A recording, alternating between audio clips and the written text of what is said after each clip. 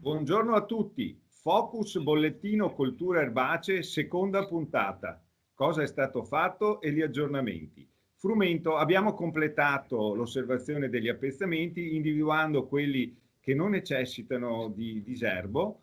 Abbiamo proceduto con le strigliature, quindi evitando il diserbo chimico e quindi complessivamente, in ottemperanza ai principi della difesa integrata, abbiamo limitato il diserbo chimico ai soli appezzamenti che lo richiedono.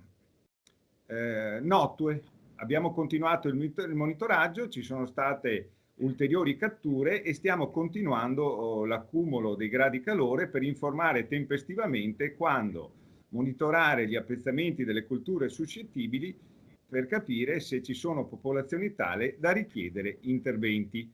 Ricordiamo di registrare oggi quali appezzamenti hanno una copertura vegetale importante, perché quelli saranno i primi da monitorare quando ci sarà la formazione del quarto stadio, che è il primo che fa danno alle colture.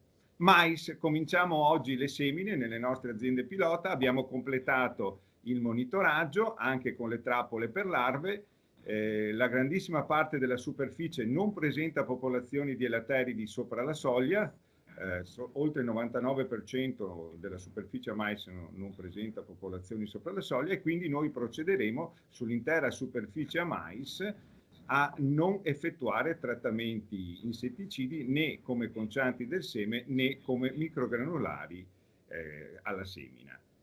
Questa è un'ulteriore applicazione della difesa integrata che permette la riduzione dei costi per gli agricoltori e al contempo riduce l'impatto ambientale della nostra attività agricola.